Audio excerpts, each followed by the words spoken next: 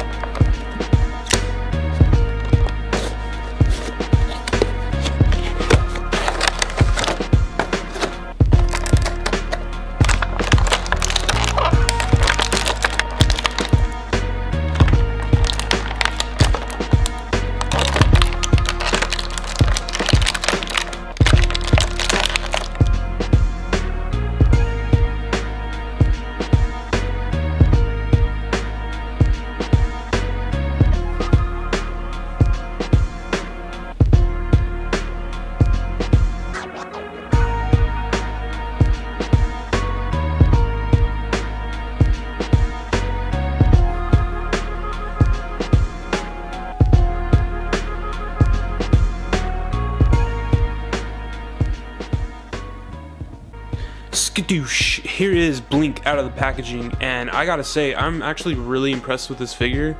The skin tone came out really good. It's really a light pink in person. Might look a little darker on the screen, but it's a really nice skin tone. And then the green is matched all throughout the costume, and it came out really great. The stash is really nice, the brown belt, and then it's up there at her neck again. The head sculpt came out really great. I really like the hair. The eyes is really nice. The little tattoos she has on her face is pretty cool. The daggers came out really nice and vibrant. The same with her little portal effect. So if you don't know much about this character, she's a mutant, and she's able to just develop these little spears right here, and then she throws them and it opens up a portal, and she's able to, like, she's able to send in reinforcements. She's able to, help the X-Men out tremendously. So she's actually a really important character. One thing I have to tell you is you really need to put some hot water on her feet right out of the packaging, because I felt like I was gonna break them because her feet were so kind of small, that I just ran them under hot water, because I just felt like moving them at all would have snapped the plastic. So I just heated them up, and that worked really well. She didn't really have that issue after I did that. So let's go ahead and dive into her aesthetics, and then we'll get into the articulation and some size comparisons. Alright, so I'm really impressed with this head sculpt. Whoever they have over at Hasbro sculpting these comic book heads is doing a tremendous job right now. The paint apps on this head came out really good. The tattoos came out great. The lips came out really good. There's no mishaps or anything like that. And her eyes look really good. I really like the hair sculpt. It really has a lot of expression to it, depending on the angle you're using her. You can really get some really cool angles on it. Yeah, it has, kind of like a wind effect, or she's like jumping or whatever. I just really like this head sculpt. The tattoos came out really clean. Yeah. So moving on down, she does have this little necklace, and you can't move it around. I pushed it down as far as I could so it would stay still. And then we have the costume coming down. You really only see her skin till her bicep up to her collarbone, and then going down you see her belt. I really like the belt and the stash, and I really love the fact that this green matches all the way through, and then you get the pink skin tone there.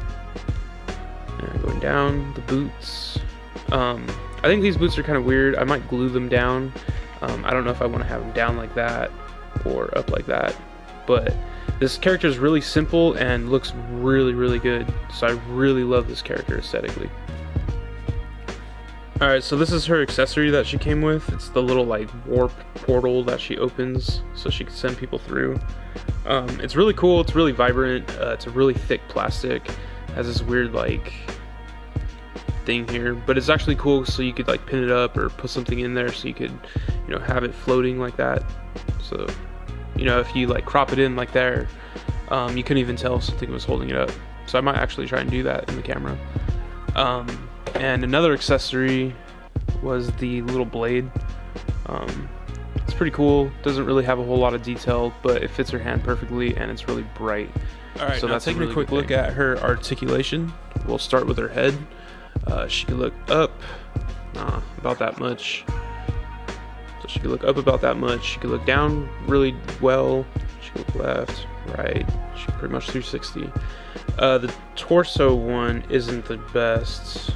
Pretty much back that much, forward that much. So not the greatest. You get a 360 at the shoulder. Goes up about that much. One thing that's really impressive actually is how far the elbows can go. So that's pretty cool. I don't know if that's an improvement or it's just because she's so skinny that it goes up that far, but it does reach. So that's actually pretty impressive for a female buck. Alright, so there's no swivel down there. Legs kick up.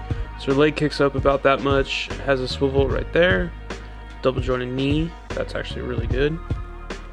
And then she has a pivot.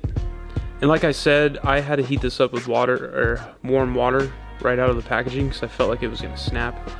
So be really careful with that.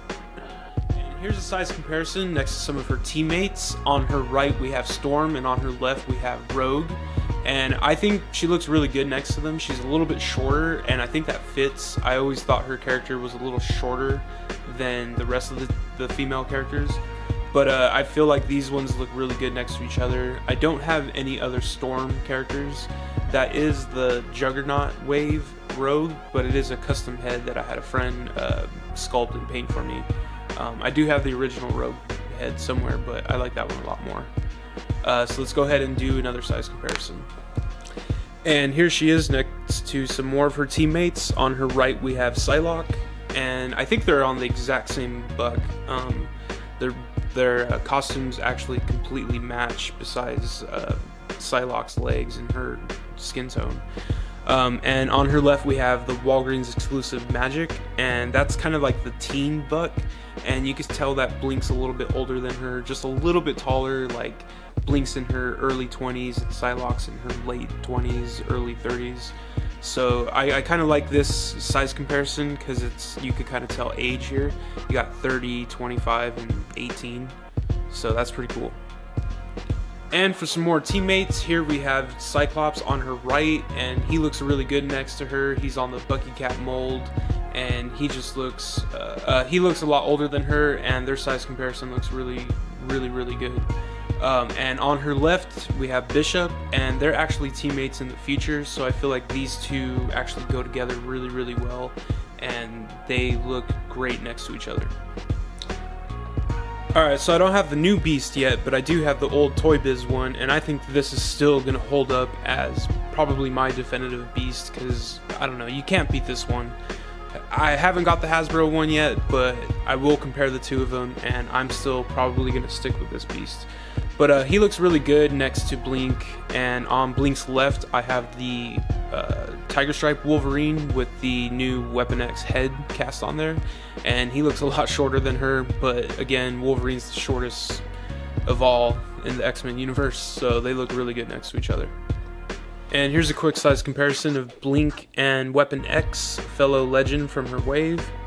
Alright guys, I'm going to go ahead and set up for an ACBA shot right now, see what kind of cool poses and setups I can come up with for her.